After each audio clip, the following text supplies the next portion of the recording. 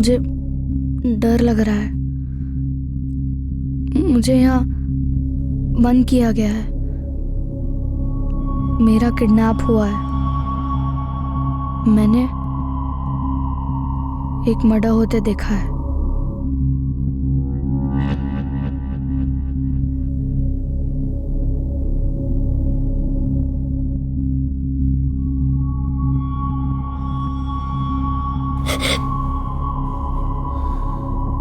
बोल, क्या देखा तूने?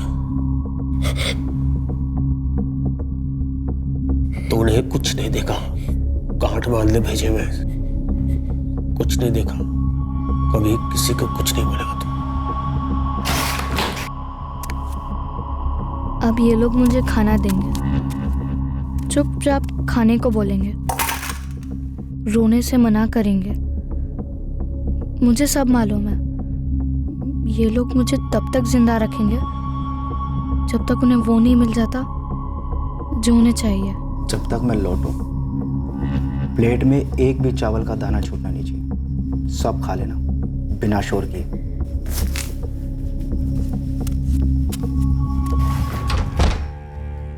मैंने ये सब होते पहले देखा है। मैंने सब कुछ देखा है। मैंने जेल भी देखी है।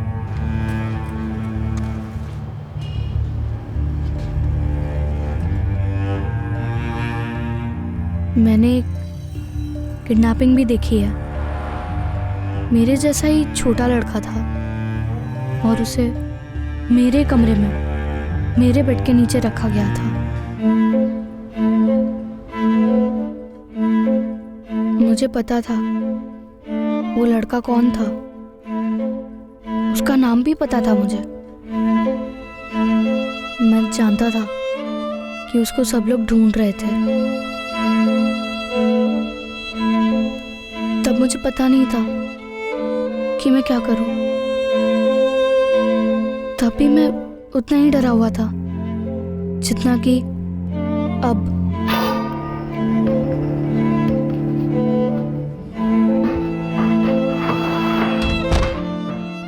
तब मैं सिर्फ 7 साल का था। 7 साल मुझे ठीक से याद है, क्योंकि उस घर में आखिरी बार मेरा बर्थडे केक कटा था।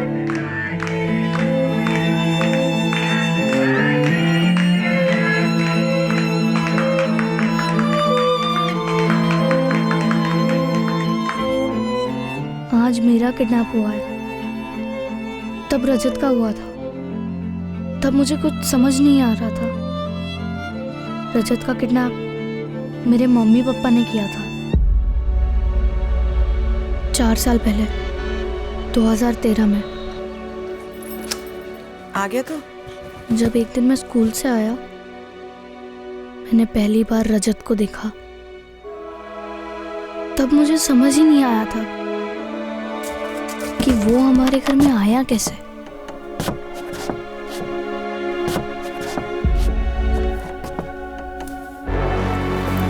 मम्मी! मम्मी! मम्मी! मम्मी! हमारे बेड के नीचे एक लड़का है। पता है मुझे लकी बेटा। पता है? वो कौन है मम्मी? तू ऐसा कर, उधर देखी मत। तू ऐसे सोच कि जैसे बेड के नीचे कोई नहीं है। मैं ऐसा क्यों सोचूं मम्मी? क्योंकि मैं कह रही हूँ। लेकिन मम्मी, वो रो रहे हैं, उसे बांधा क्यों है? कि उधर मत देख, मत सोच कुछ भी। तेरे पापा उसको लेकर के आए हैं। पापा? पापा क्यों लाए हैं उसे? है एक काम, जब काम पूरा हो जाएगा तो उसे वापस छोड़ देंगे, लेकिन तब तक उसके बारे में कोई बात मत कर। तू बस ऐसे सोच जैसे बेड के नीचे कोई है ही नहीं।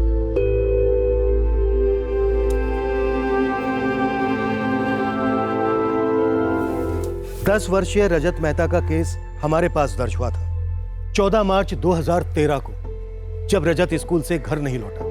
हमें उस वक्त अंदाजा नहीं था कि रजत का अपहरण हुआ है। हमें खबर नहीं थी कि अपहरण क्यों हुआ है, किसने किया है और रजत किस हाल में।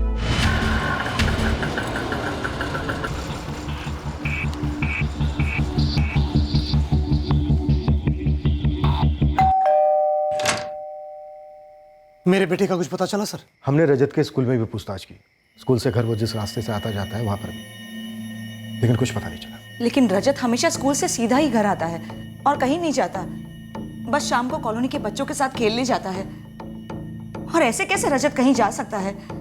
स्कूल से तो अपने दोस्तों के साथ ही निकलता है वो। लेकिन एक पॉइंट है जहाँ से रजत के बाकी दोस्त दूसरे रास्ते से निकल जाते हैं और रजत यहाँ अपने घर आता है अकेले। हमने उस रास्ते पे भी पूछताछ की, पर किसी ने भी ऐसा कुछ नहीं देखा कि किसी ने उसे जबरदस्ती उठाया हो। दिन दहाड़े बच्चे को उठाना कोई हलवा पूरी तो है नहीं। बच्चा चीखता चिल्लाता, कोई ना कोई देखता जरूर। स्कूल से घर के रास्ते पर जहाँ से रजत अकेला जाता है, वहाँ कोई सुनसान इलाका पड़ता है? नहीं साहब, और वैसे भी दिन में तो हर जगह लोग होते हैं।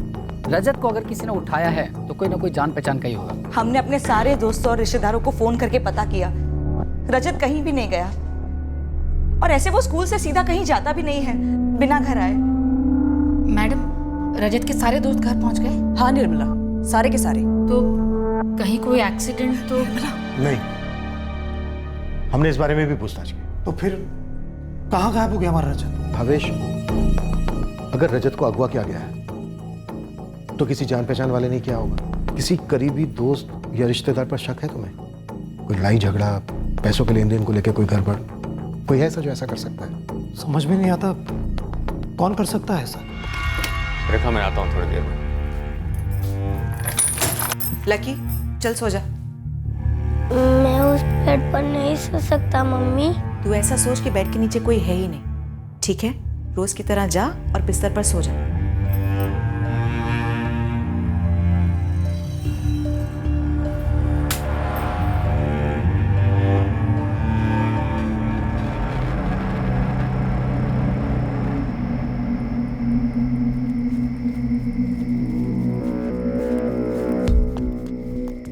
गए पुलिस के पास। पुलिस घर आई थी क्या? सादे कपड़ों में थी, पर उनकी शक्ल पर लिखा था वही है। फोन वोन टैप किए होंगे? हाँ, किए ही होंगे। ठीक है, अभी हमें कुछ नहीं करना है। जल्दबाजी में हमें कोई भी गलत कदम नहीं उठाना है। यही सही रहेगा। चुपचाप बैठे रहे। हमें कौन सी ट्रेन पकड़नी है?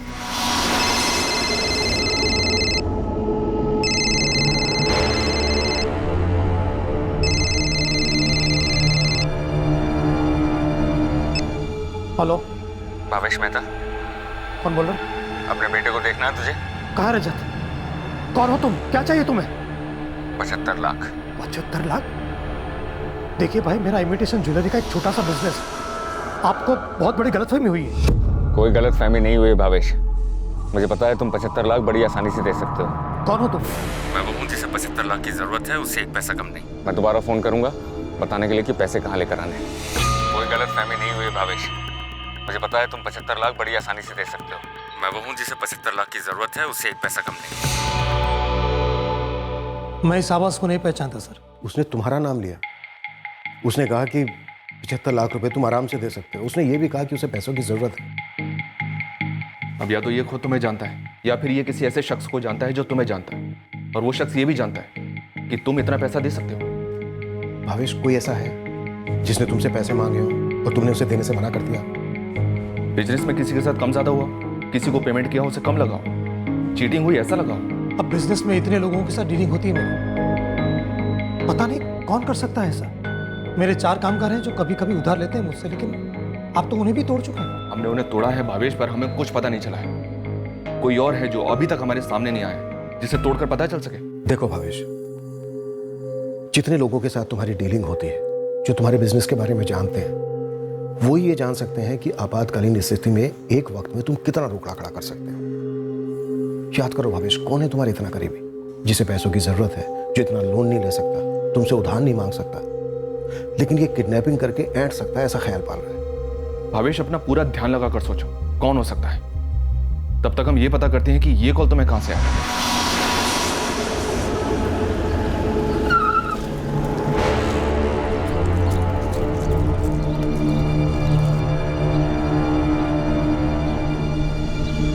सर, वो कॉल आउट ऑफ सूरत से थी, पर लोकेशन एकदम सुनसान जगह थी। जगह बहुत सोच समझ कर चुनी गई थी सर। और नंबर किसके नाम पर रजिस्टर्ड है? कोई प्रहलाद पटेल है भरूच से। सर, मैं वहीं जा रही हूँ। भरूच का नंबर और कॉल सूरत से। देखो, ये प्रहलाद पटेल सच में है या सिर्फ कागज पे जिंदा है, वो भी जाली? रजत की मम्मी की हालत बहुत खराब है, डिप्रेशन में चली गई है। निर्मला, तुम कब से पड़ोसी हो इनकी? इस दिवाली पे 5 साल हो जाएंगे सर। अदिति बहन और भावेश भाई दोनों जान छिड़कते हैं रजत पर। दोनों ही किसी जानी दुश्मन के बारे में कुछ नहीं बता पा रहे। निर्मला, क्या तुम बता सकती हो ऐसा कोई है? नहीं सर, पूरी कॉलोनी में यही बात हो रही है कि इतने अच्छे लोगों के साथ ऐसा कैसे हो सकता है। फिर देखो तो ये बात भी सच है कि भावेश भाई की माली हालत काफी अच्छी, पूरी कॉलोनी में सबसे अमीर परिवार है। कॉलोनी में किसी के साथ कोई रंजिश या ऐसा कोई जो हाल ही में घाटे में गया? अच्छा, ये चंदा भाई भावेश के यहाँ घर काम करती है। आप चंदा पे शक कर रहे हैं? हमने चंदा और उसके पति से काफी पूछताछ की अपने अंदाज में, पर कुछ निकला नहीं। मुझे तो पूरी कॉलोनी में किसी पर भी शक नहीं है, और चंदा पर तो बिल्कुल भी नहीं। वो मेरे यहाँ भी काम करती है। इनमें से कौन हो सकता है जतिन भाई? अनुज भाई, सबको करीब से जानते हैं हम सालों से, सबके साथ हमारे धंधे के रिलेशन है। ऐसे कैसे किसी पर शक करें हम? समझ में नहीं आता, मेरे बेटे पर ऐसी दुश्मनी कौन निकाल रहा है?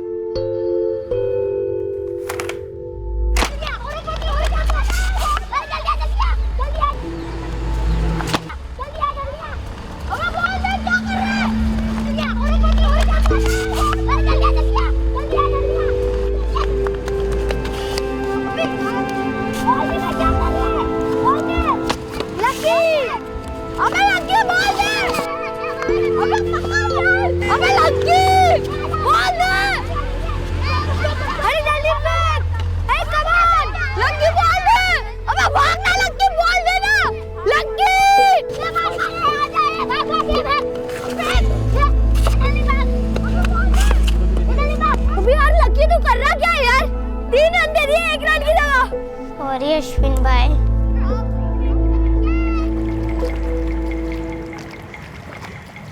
जी हाँ, मैं ही हूँ प्रहलाद पटेल। और कल तो मैं सूरत गया ही नहीं हूँ। कल तो क्या, मैं तो 1 महीने से सूरत नहीं गया हूँ। ये आईडी आपकी है? हाँ, ये आईडी मेरी। ये नंबर आपका है? नहीं, ये नंबर मेरा नहीं है। पर ये सिम कार्ड तो आपके नाम पे रजिस्टर्ड है, कैसे? कैसे मतलब, मुझे क्या पता? मैडम, मेरा नंबर तो 4449087009 है। आप अपने मोबाइल से फोन लगाइए, यहाँ पर ही लगेगा। कल इस नंबर से सूरत में एक फिरौती का कॉल आया है, एक बच्चा अगवा हुआ है। मैडम, मेरा यहाँ अच्छा खासा डेयरी का धंधा चल रहा है, और आप कहाँ मुझ पर ये किडनैपिंग वगैरह का चार्ज लगा रही हैं? जाहिर सी बात है, किसी ने मेरे नाम का गलत इस्तेमाल किया है।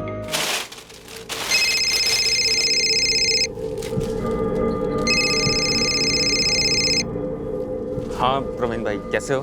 मैं ठीक हूँ जयराम, तू कैसा है? हाँ बस ठीक हूँ, चल रहा है। सब ठीक ठाक चल रहा है ना जयराम? हाँ सब ठीक चल रहा है। क्यों भाई? मैं ऐसे ही पूछ रहा हूँ, घर में सब ठीक ठाक तो है ना? प्रवीण भाई ऐसे क्यों पूछ रहे हो? नहीं, वो अश्विन बता रहा था कि लकी कुछ खोया खोया सा रहता है जब खेलने आता है। घर में कोई मसला तो नहीं है ना? नहीं प्रवीण भाई, कोई मसला नहीं है। और मसला मतलब कौन सा मसला पूछ रहे हो? अरे ऐसे ही पूछ रहा हूँ जयराम, तेरा काम कैसा चल रहा है? नए ऑर्डर मिले कुछ? अभी नहीं भाई, ट्राई चल रहा है। कुछ पैसे तो नहीं चाहिए? नहीं भाई। देख, अगर जरूरत हो तो सामने से बोल देना। वैसे मेरा काम बहुत अच्छा तो नहीं चल रहा है, लेकिन कुछ ना कुछ निकाल दूंगा तेरे लिए। जी भाई।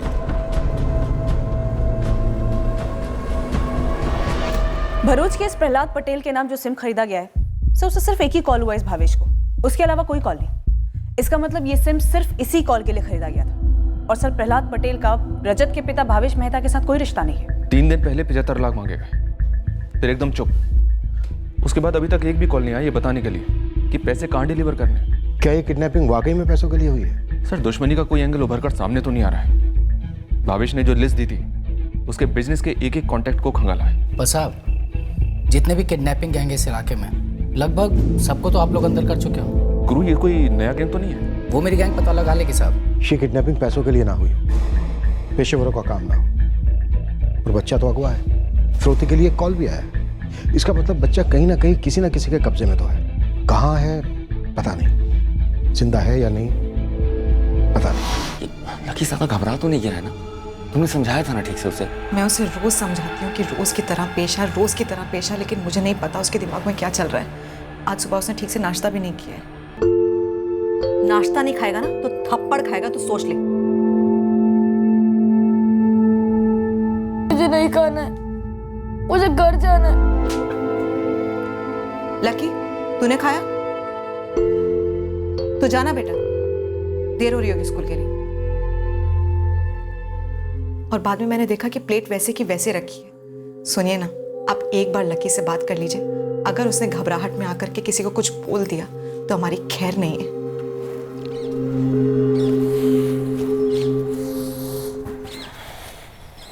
लकी बेटा, तू हमारे साथ है ना, अपने मम्मी पापा के साथ? हाँ। ये ले आइसक्रीम खा, और किसी से कुछ मत कहना। पापा, मुझे उसका नाम मालूम है। कोई बात नहीं। स्कूल के रास्ते पर दीवार पर उसका पोस्टर लगा हुआ था और नीचे पुलिस का नंबर भी लिखा हुआ है। तो तू क्या करना चाहता है?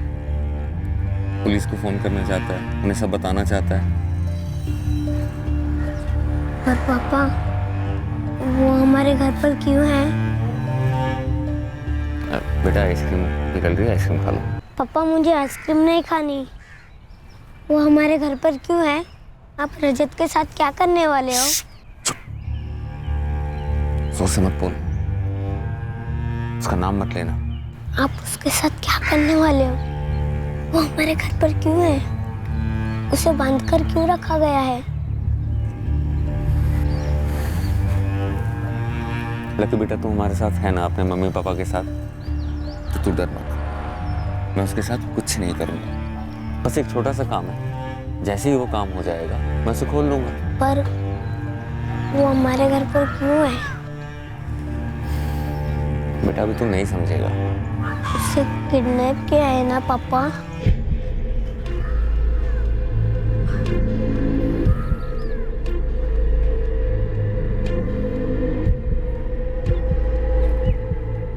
देख,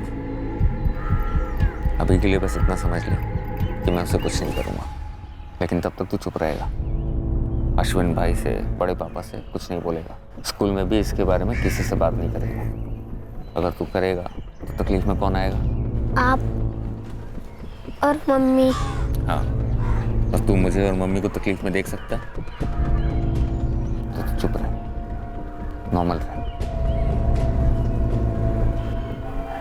आइसक्रीम खा। फिर भी मैं डरा हुआ था, बहुत डरा हुआ था। मैं उस कमरे में जाने से भी डरता था। वो हमेशा बेड के नीचे होता था। मैं रोज सोचता, काश रजत अपने घर जा पाए, जैसे वो हमारे घर आया था अचानक, ऐसे ही अचानक गायब हो जाए। मैं बीच बीच में देखता भी था, ये सोचकर कि रजत चला गया होगा। लकी, तुझे कितनी बार बोला है मैंने, बेड के नीचे मत देखा कर। ये घर कब जाएगा मम्मी? तू उसकी फिक्र मत कर, वो हम देख लेंगे, भेज देंगे उसे। लेकिन तब तक तू रोज की तरह क्यों नहीं रह सकता लकी? चल जा, बाहर जाके खेल जा। मैं रोज भगवान से प्रार्थना करता, रजत को वापस उसके घर भेज दे भगवान, जल्दी वापस भेज दे। कल सुबह 10 बजे कपड़ा मार्केट में पैसे लेकर आ जाना। और देख, बोलने की जरूरत नहीं है, फिर भी बोल रहा हूँ, कोई भी चालाकी की ना तो तेरा बेटा रजत खत्म। नहीं नहीं। देख भावेश, पैसे वापस कमाए जा सकते हैं, मरा हुआ बच्चा वापस नहीं आ सकता। एक बार मेरी बात करा दो रजत से, वीडियो कॉल करा दो। रजत की माँ बहुत बेहाल है, बोलना बंद कर दिया। अरे तो मैं भी बेहाल हूँ भावेश, फिर भी 75 लाख से 50 लाख पे आ गया। इतना रहम किया ना, अब बात को खींच मत। कल मेरे 50 लाख मेरे पास होंगे तो तेरा बेटा रजत तेरे पास होगा, सब तेरे हाथ में है। कल सुबह ठीक 10 बजे कपड़ा मार्केट। सर कॉल ट्रेस हो गई है, अपने सूरत से ही था, वराछा के पास। टीम एग्जैक्ट लोकेशन भेज रही है सर। निकलो तुरंत। करीब 6 हफ्ते बाद उसने पैसों के लिए फोन किया है। भगवान करे कल वो पकड़ा जाए। मैंने पैसे रेडी रखे हैं सर, मैं तो 75 लाख देने को भी तैयार हूँ। तोल मोल तो मैंने आप लोगों के कहने पर किया। मुझे मेरा बेटा वापस चाहिए सर, और कुछ नहीं। वही होगा भावेश, रजत मिलेगा, जरूर मिलेगा। भावेश,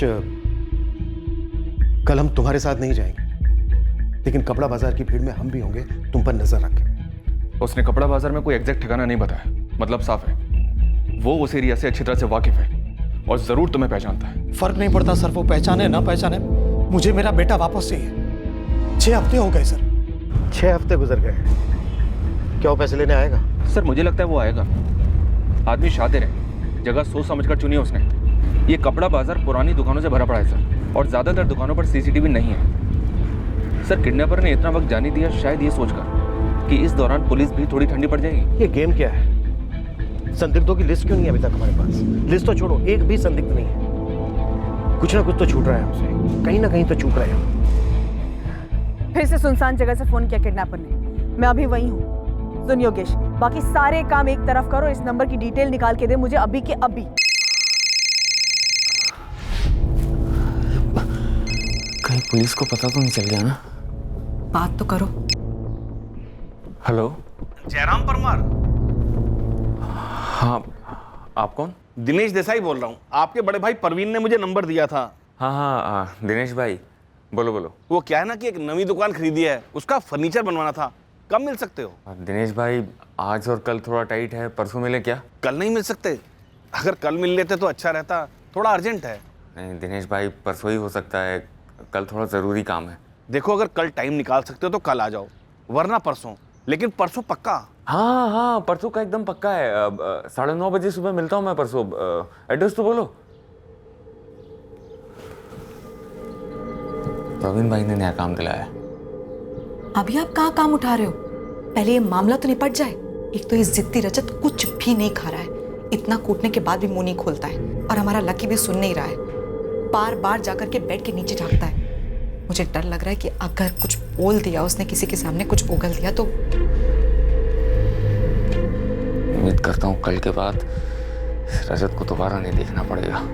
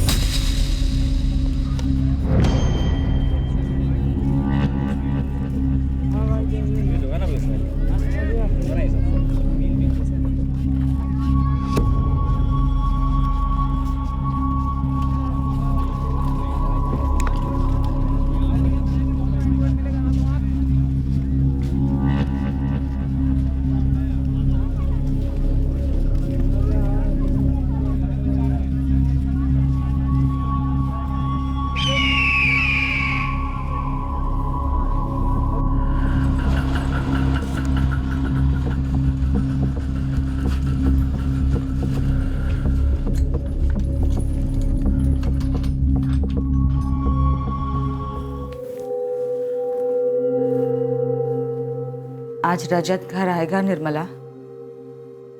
प्रार्थना कर रही हूँ अदिति बहन। और भावेश भाई गए हैं ना पैसे लेकर? देखना, ये संकट भी टल जाएगा और अपना रजत बहुत जल्दी घर आ जाएगा।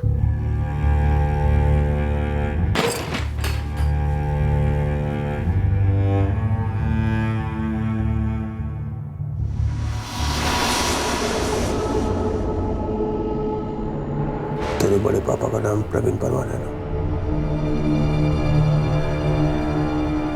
ये उसी का नंबर है? मुझे बड़े पापा का नंबर नहीं पता। तू यहाँ से भाग नहीं सकता, चांस ही नहीं है। तो ये मत समझ कि तू मुझे झूठ बोल सकता। इसका पासवर्ड तो तुझे पता ही होगा। पासवर्ड। ये लोग मुझे कभी घर जाने नहीं देंगे, रजत की तरह। मुझे उस दिन कहा गया था कि रजत अपने घर जा रहा है, लेकिन वो अब भी वहीं पर था। तुमने तो कहा था कि रजत आज अपने घर जाने वाला है, पर वो तो वहीं पर है। अभी उसका टाइम हुआ नहीं है जाने का। तुमने और पापा ने रजत को किडनैप क्यों किया है? लकी बेटा, तू नहीं समझेगा। तेरे पापा और मैं एक बुरे वक्त से गुजर रहे हैं, लेकिन आज शायद वो बुरा वक्त खत्म हो जाएगा। पापा को लौटने दे, काम हो जाता है तो हम रजत को जाने देंगे। वो हमारे लिए कुछ मायने नहीं रखता बेटा, लेकिन प्लीज तब तक शांति से बैठा रहे।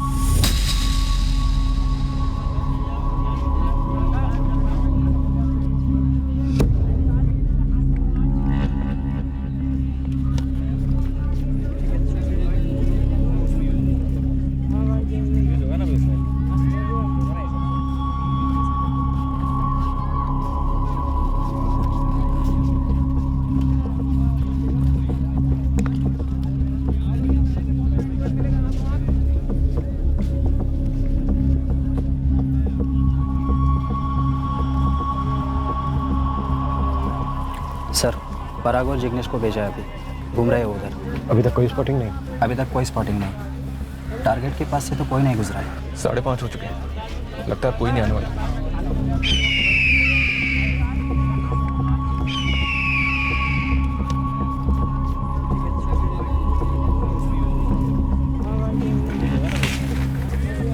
पुलिस कित की तरह मंडराना कब बंद करेगी? जब तक भावेश को पुलिस पे भरोसा है वो लोग मंडराएंगे। जब हताश होकर वो उनसे दूर हटेगा तभी हमें मौका मिलेगा। मैडम, इस पुरुषोत्तम कला को ट्रैक करते करते अंकलेश्वर तक हो आया, जिसके नाम का सिम कार्ड दूसरे फिरौती कॉल में यूज हुआ था। मतलब सेम पैटर्न। इस बार किसी पुरुषोत्तम वाघेला के डॉक्यूमेंट्स यूज हुए हैं। हाँ मैडम, लेकिन इससे भावेश मेहता का कोई ताल्लुक नहीं। भावेश, क्या हम अपने रजत को फिर कभी देख पाएंगे? साहब, कपड़ा बाजार में ऐसी फील्डिंग लगाई थी जो किसी भी सीसीटीवी कैमरे से कम नहीं थी। सबकी नजर आप पर, और आप पर जिसकी नजर थी उस पर हमारी नजर थी। अरे तो फिर वो बंदा स्पॉट क्यों नहीं हुआ? वो पक्का आपके मैदान छोड़ने का वेट कर रहा था। गेम यही है उसका। क्या गेम है कि हम थक कर हट जाएंगे केस से? क्या भावेश हमसे थक कर हमें हटा देगा और वो आएगा चुप पैसे लेके निकल लेगा? बिल्कुल सही पकड़ा आपने, यही वजह है साहब। अब आप लोग पैटर्न देखिए ना, अपहरण के बाद 1 हफ्ते तक बिल्कुल सन्नाटा, फिर एक फोन आता है वो भी फर्जी नंबर से, फिर 6 हफ्ते तक सन्नाटा, फिर दूसरे नंबर से एक कॉल आता है और फिरौती की रकम भी कम करता है, जगह भी फिक्स करता है, पर आता नहीं। क्यों? क्योंकि उसे मालूम है कि आप अभी भी इस केस में लगे हुए हो। अबे गुरु, पर रजत को इतने दिन कहीं तो रखा होगा उसने। साहब, अब वो सब हम नहीं बता सकते हैं ना। कैसे हो रहा है? किडनैपिंग का एक सिंगल कनेक्शन नहीं ढूंढ पा रहे। अरे बच्चा उठाना इतना आसान होता है क्या? स्टडी की होगी, बच्चा कहां से आता है, कहां से जाता है, स्कूल का रास्ता, कौन उसके साथ होता है, कौन उसके साथ नहीं होता है, वगैरह वगैरह। सर, इस बात की संभावना तो पक्की है कि कोई चीखना चिल्लाना नहीं हुआ था। बच्चा अपनी मर्जी से किडनैपर के साथ गया था। मतलब जो भी था वो जान पहचान का था। बस सर, कोई कनेक्शन नहीं बैठ रहा है। पर मैडम, सोचने वाली बात यह है, ये बंदा मतलब किडनैपर, उसको कैसे मालूम कि आप अभी भी इस केस में लगे हुए हो? और मान ले कि जानबूझकर उसने फिरौती कलेक्शन का नाटक भी किया है, तो इससे साफ जाहिर है कि ये सिर्फ एक नेट प्रैक्टिस था आप लोग के खिलाफ। बहुत शाना बंदा है सर। अच्छा भावेश भाई, मैं चलता हूँ।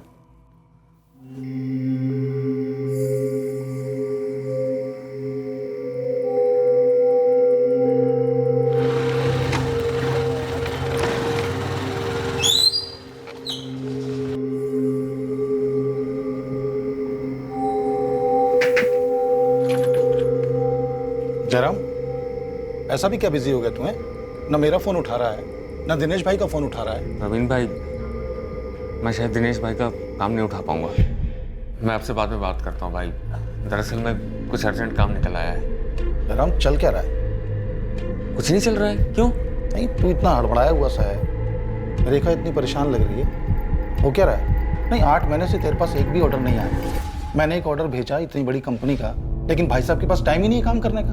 तो भाई हम भी तो जाने ऐसा कौन सा लाखों करोड़ों का काम कर रहे हो आप? असल में एक बड़ा कॉन्ट्रैक्ट मिलने का चांस है, तो उसी की तैयारी में लगा हुआ हूँ। ये ख्याली बड़े काम के चक्कर में ना तू दरवाजे पे आए हुए काम को लात मार रहा है जयराम। अरे भाई, मैं लात वात नहीं मार रहा हूँ, और अब कृपा करो और मुझे अपने हिसाब से काम करने दो।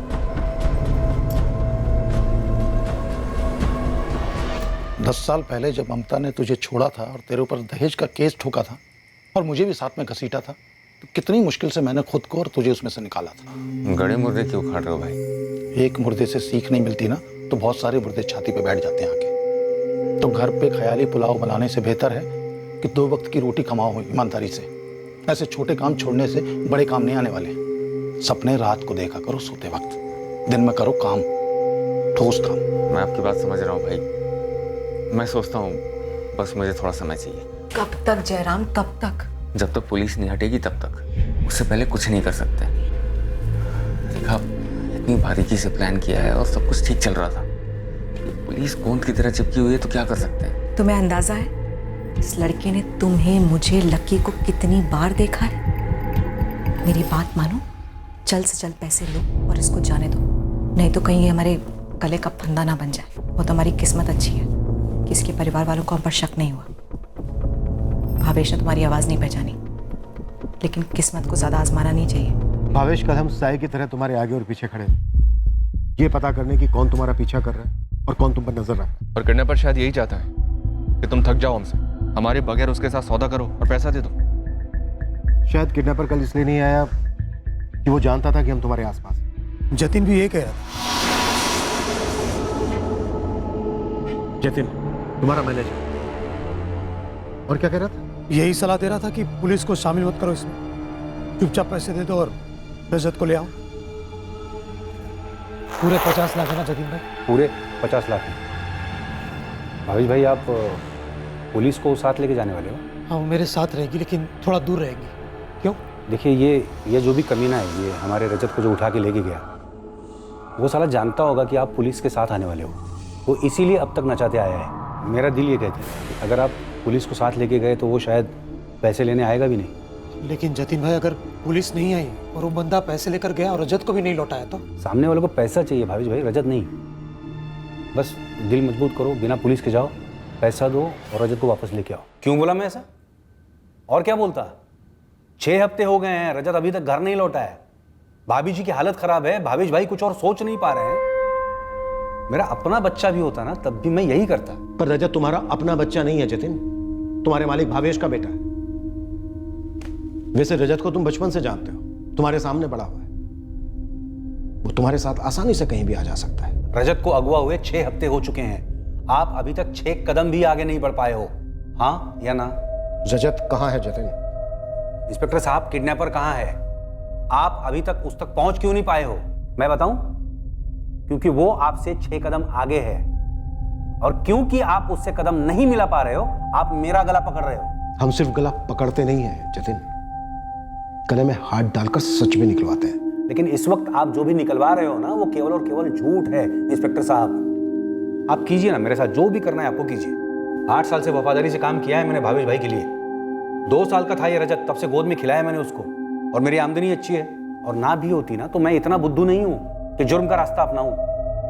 और अगर मुझे जुर्म का रास्ता अपनाना ही होता तो चुन चुन के मैं भावेश भाई का बेटा नहीं चुनता, जहां पर शक मुझ पे ही हो सकता है। शक तो बहुत पहले हो चुका है जतिन, अब तो बस शक को यकीन में बदलना है। मुझे सिर्फ इस बात का यकीन है कि बस आप हट जाइए सामने से, फिर वो बंदा सामने आएगा और पैसे लेकर रजत को लौटा देगा। उसके बाद आप टूट पड़िए ना उस पर, जहन्नुम से भी ढूंढ निकालिए उसको। लेकिन इस वक्त अपनी नाकामी छुपाने के लिए आप उस बेचारे बच्चे की जान को जोखिम में मत डालिए। भावेश के मैनेजर जतिन परीख को हमने खूब खंगाला, पर उसके खिलाफ कुछ भी संदेहजनक नहीं मिला। हमने भावेश के घर से पहरा और नजर हटाने का नाटक रचा, ताकि अपहरणकर्ता गुमराह हो जाए कि हम वाकई में वहां नहीं हैं। पर भावेश का फोन लंबे अरसे तक बजा ही नहीं। हमें इस केस में एक भी सुराग हाथ नहीं लग रहा था, पर हमसे भी कुछ गलतियां हुई थी, कुछ गंभीर गलतियां। यह कहना गलत नहीं होगा कि कुछ जाहिर से सुराग हमसे अनदेखे हुए थे। हमने हमारे काम को अपना 100% नहीं दिया था। अब रजत के अपहरण को 3 महीने हो गए थे। हम तो भावेश के घर से हट गए थे, पर घर के सारे फोन्स की टैपिंग चालू रखी थी, और आखिरकार भावेश का फोन फिर बजा। हेलो। इस बार पुलिस के पास गए ना तो रजत सीधा ऊपर, समझे? नहीं, मैं वादा करता हूं मैं पुलिस के पास नहीं जाऊंगा, बिल्कुल नहीं जाऊंगा। कब से तुम्हारे पैसे रेडी रखे हुए, तुम जब कहो जहां कहो आकर दे जाऊंगा, लेकिन मेरा रजत मुझे लौटा दो। तो कल सुबह 11 बजे जीवा भाई रोड आना, वहाँ आके पहला राइट लेना और वहीं इंतज़ार करना। और भावेश, सिर्फ तुम अकेले और कोई नहीं। अगर तुम अकेले दिखे तो हम आकर पैसे लेंगे और फिर रजत तुम्हारे पास होगा। वादा करता हूँ सिर्फ मैं आऊँगा, सिर्फ मैं। सर भावेश को फिर से फिरौती कॉल आई थी। सर्विलेंस टीम ने हमें रिकॉर्डिंग भेजी है, लेकिन सर इस भावेश ने पर्सनली आके हमें नहीं बताया। ये फिरौती का कॉल किस नंबर से आया है? सर उसी नंबर से जो पिछली बार यूज किया गया था, पुरुषोत्तम वाघेला का। और इस बार किडनैपर्स ने लोकेशन भी दी है डिलीवरी की, कल 11 बजे। मैंने आपको इसलिए नहीं बताया क्योंकि मुझे वाकई उनको पैसे देने हैं और मेरे रजत को घर लाना है। मुझे नहीं जानना सर वो किडनैपर कौन है, क्यों किया उसने ऐसा। मुझे बस मेरा बेटा वापस चाहिए। जैसे तुम्हारी मर्जी। हम किस मुंह से बोलें कि हम पे भरोसा रखो? जो तुम्हें ठीक लगे वही करो। इस बार हम बीच में नहीं आएंगे। पैसे दो और अपने बेटे रजत को घर वापस ले आओ। अदिति, इस बार रजत घर आएगा, मैं उसे लाऊंगा। इस बार पुलिस नहीं होगी। मतलब हमारा इंतजार रंग लाया। रेखा को पता है ना आगे के प्लान के बारे में? नहीं, आज रात को बताऊंगा। उस रात में अचानक डर के मारे उठ गया। तब मेरे मम्मी पापा मेरे पास नहीं थे। मैं सोचने लगा, क्या रजत को कहीं ले गए होंगे? मुझे उस कमरे में अकेले में डर लग रहा था। मैं बाहर आया, फिर कुछ ऐसा सुना जिससे मैं और भी डर गया। मुझे बहुत डर लग रहा है जयराम। अगर जाने दिया तो और भी डरावना हो जाएगा। लेकिन ये डर तो पहले से था ना, इसलिए मैं तुमसे बार बार बोल रही थी कि पैसे लो और उसे जाने दो, लेकिन तुम ही टालते रहे। देखा, हमारे पास कोई चारा नहीं है। रजत को मारना ही पड़ेगा। वो बहुत बड़ा खतरा बन गया है हमारे लिए। रेखा, बड़ी मुश्किल से इतने पैसे हाथ लग रहे हैं। रजत को छोड़ने की गलती नहीं कर सकते हैं। वो हमें पुलिस के हाथों पकड़वा सकता है। प्रिया आएगी, वो तुम्हारी मदद करेगी, ठीक है? तुम बस दिल पे पत्थर रखो और दोनों मिलकर उसे खत्म कर देना। उसकी बॉडी को सूटकेस में डालना और नदी में फेंक देना।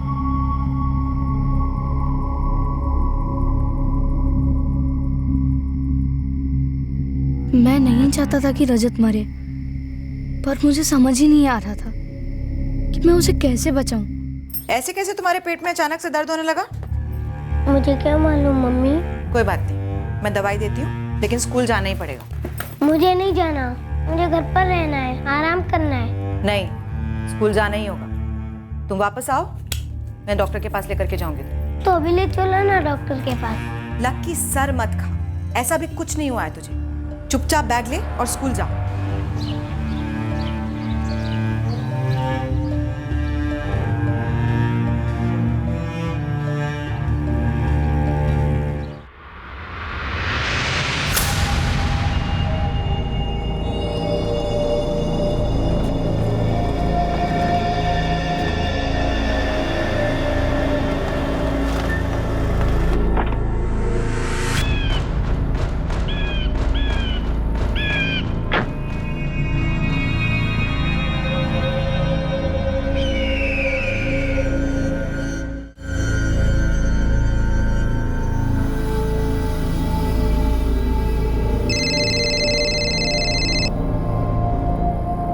हेलो।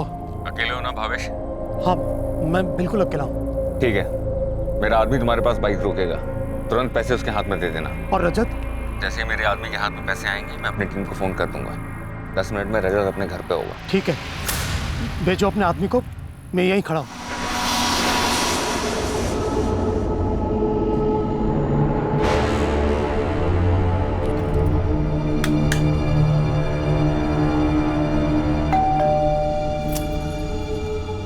जयराम का फोन आया? अभी तक नहीं। उन्होंने कहा था पैसे हाथ में आने के बाद करेंगे।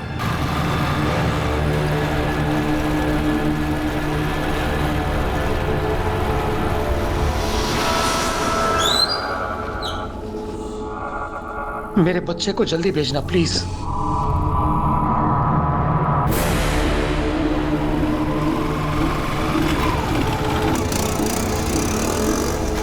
निकल गए यहाँ से, रास्ता ब्लॉक करो।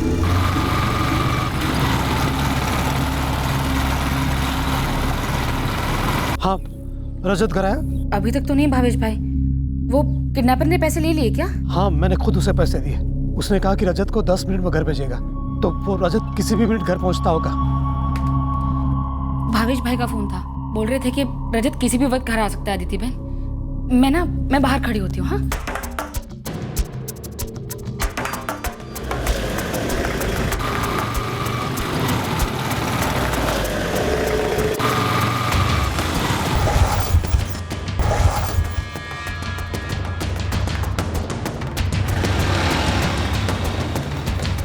बाइक से उतर।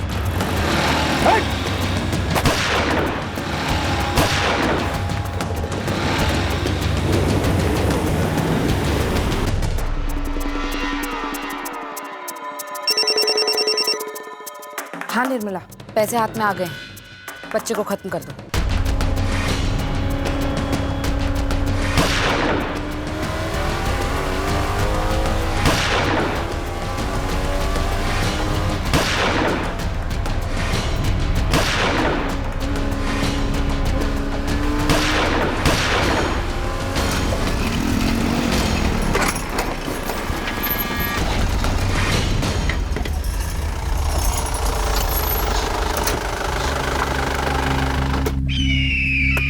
रजत का है, बोल साले रजत का है। सर मेरा बेटा घर नहीं पहुंचा सर।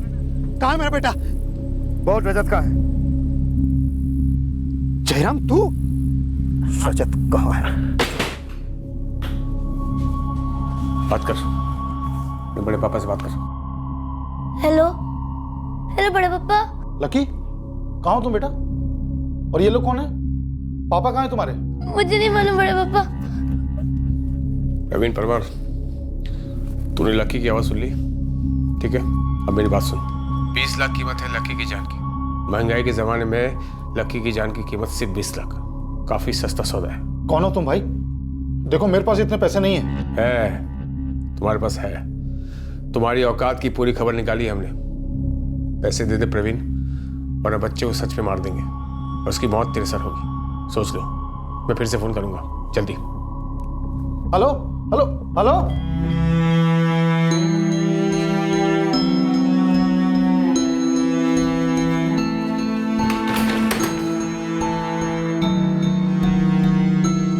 मैं नहीं चाहता था कि रजत को कुछ हो जाए।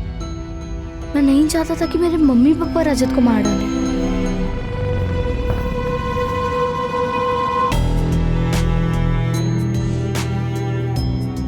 बच्चा कहाँ है? रजत कहाँ है?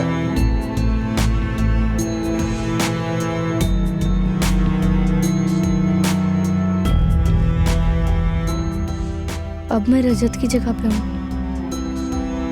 मुझे यहाँ नहीं रहना है। मुझे घर जाना है। मुझे मेरे मम्मी पापा के पास जाना है।